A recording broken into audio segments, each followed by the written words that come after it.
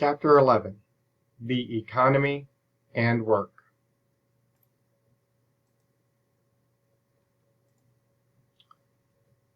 Why study economy or work? An economy deals not only with money, but also with the production, distribution, and consumption of goods and services within a society. This is a major link between individuals, micro, and society, macro.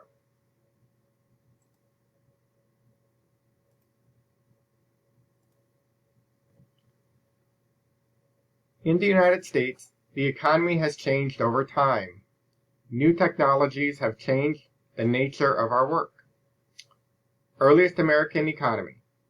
Pre-16th century Native American societies were either mobile hunting and gathering societies or horticultural societies, which were based on the domestication of animals, farming, and generating a surplus of resources. In the upcoming slides, we'll talk briefly about some of the different economic periods in the United States and how our work has changed as a result of the new technologies we've invented.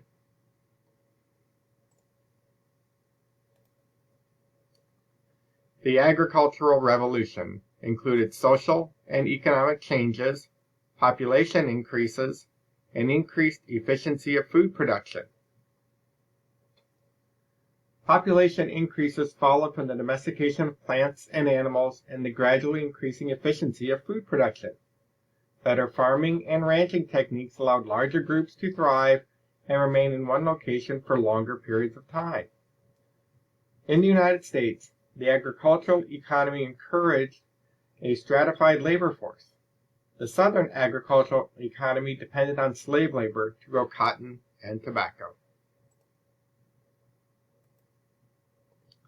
The Industrial Revolution rapidly transformed social life through technological and economic developments, including the assembly line, steam power, and urbanization. With the shift to a manufacturing economy, vast numbers of people migrated to cities in search of work. This is much different from what we see now. Although many people still travel into cities for work, the rise of access to transportation allows people to commute. We now see industrial districts as less desirable places to live, which in turn has created our modern suburbs and suburban sprawl.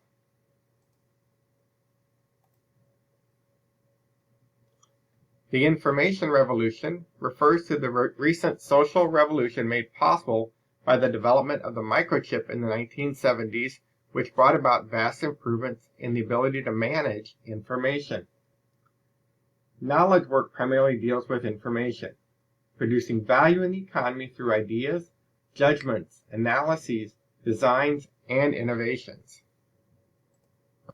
Capitalism is an economic system based on the laws of free market competition, privatization of the means of production, and production for a profit, with an emphasis on supply and demand as a means to set price. Encourages efficiency, new technologies, the expansion of free markets, and cost-cutting. Pursuit of profit drives the capitalist system. Many critics of capitalism argue that this systematically privileges certain groups while disadvantaging others. For instance, in order to maximize profit at a business, one strategy is lowering employee wages. Therefore, the business owners, or stockholders, earn more while the workers struggle to get by. A capitalist economy encourages efficiency through new technology, expansion of markets, and cost-cutting, which today means the privatization of basic human services and the tendency to move operations to other countries where labor and production costs are cheaper.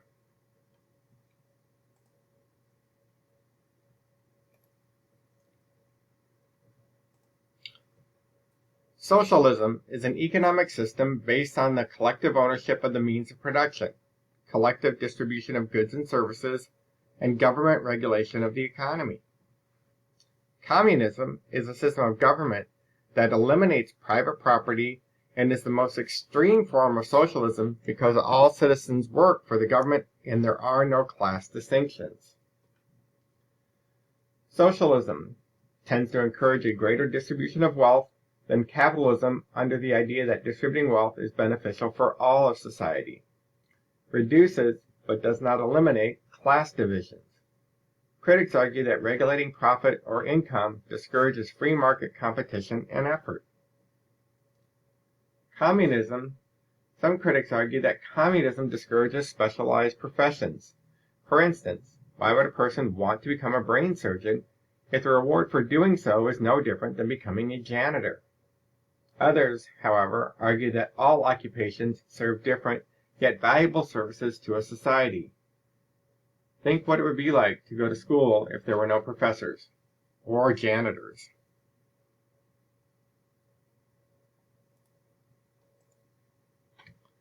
All nations' economies have both capitalist and socialist aspects.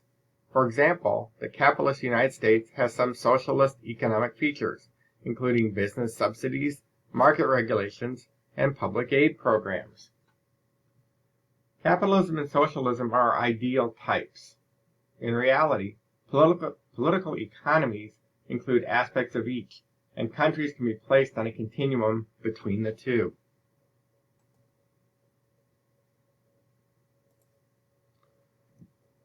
Before the Industrial Revolution, economic production took place in the household. The birth of the factory led to the workplace and raised new work-related issues. Traffic jams, for instance, weren't a problem when people worked at home.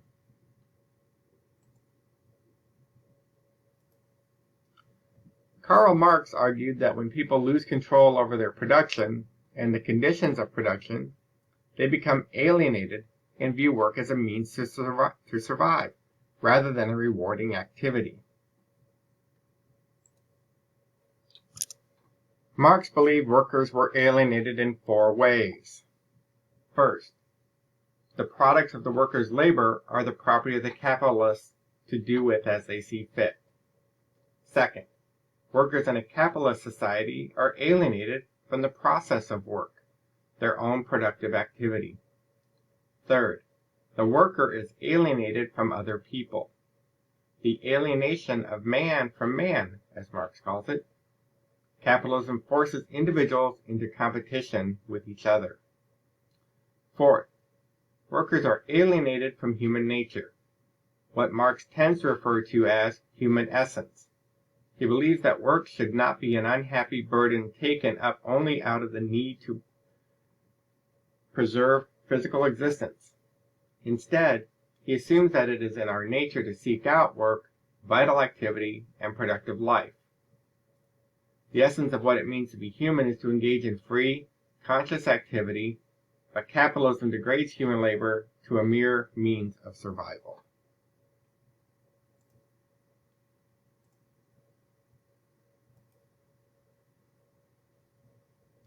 In a post-industrial economy, many workers do service work, which often involves direct contact with clients, customers, patients, or students. Other workers in the post-industrial economy are involved in knowledge work, which involves working with information. Service work in the United States today, there aren't many manufacturing or production jobs. Instead, there are jobs at fast food restaurants, telemarketing services, and retail outlets. These jobs don't actually produce anything. Rather, they serve customers. Knowledge work. Think about the job of a computer or video game programmer. This is a very specialized field and difficult work, but programmers probably never touch a hammer. Instead, they look at a monitor and type things into the keyboard. When they finish their product, the physical environment hasn't changed. Nothing has moved. There is no physical product to show for all the labor. This is a good example of knowledge work. It wasn't the programmer's strength that got them the job. It was the knowledge they possess. Individuals and groups cope with their working conditions in a variety of ways called resistance strategies. Resistance strategies are ways that workers express discontent with their working conditions and try to reclaim control of the conditions of their labor. Most everyone who has worked has had a fantasy about just getting up and leaving at some point. But we realize that we simply can't do that. So, when we are discontent at work, we find other ways to resist the alienation and frustration we feel at the workplace.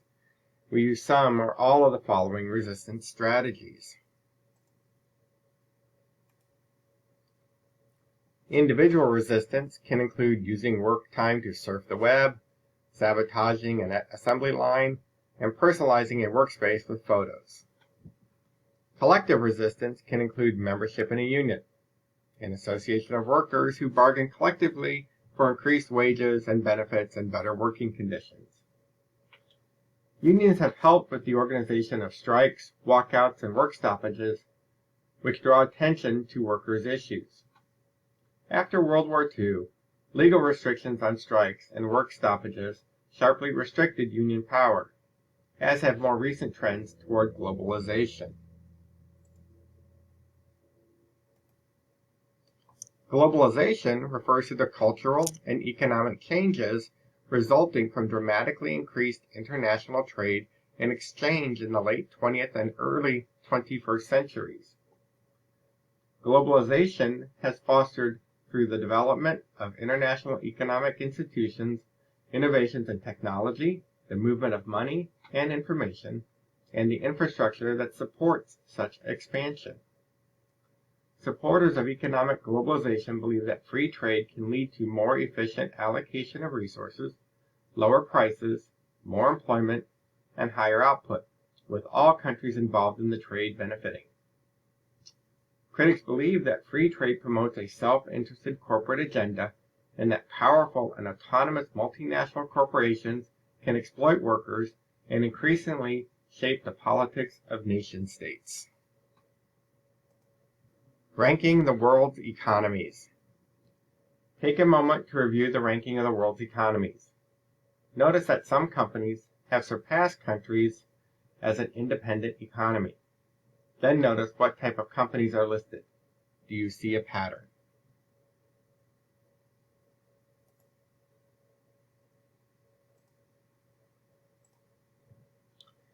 Transnational corporations are another part of the global economy that transcend national borders so their products can be manufactured, distributed, marketed, and sold from bases all over the world.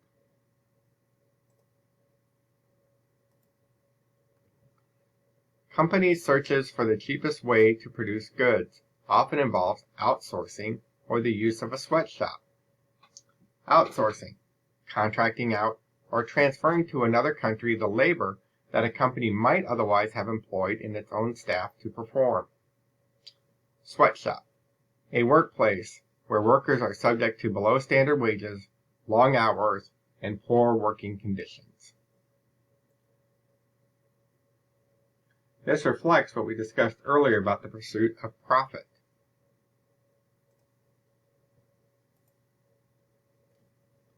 The modern economy is characterized by more diverse and specialized jobs, and more temps and freelancers. In a capitalist society, we increasingly rely on a contingent workforce, comprised of people working temporary and freelance positions or as independent contractors. The independent, or third, sector is composed of nonprofit organizations and their workers and volunteers. Independent or third sector.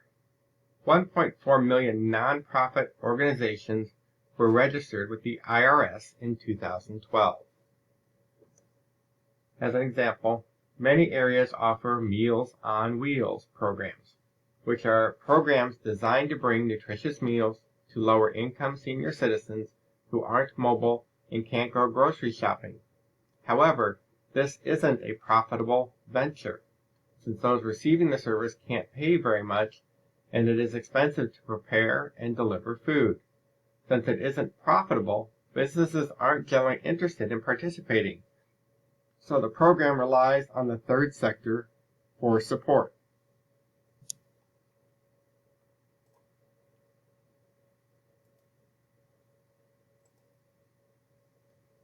This concludes Chapter 11.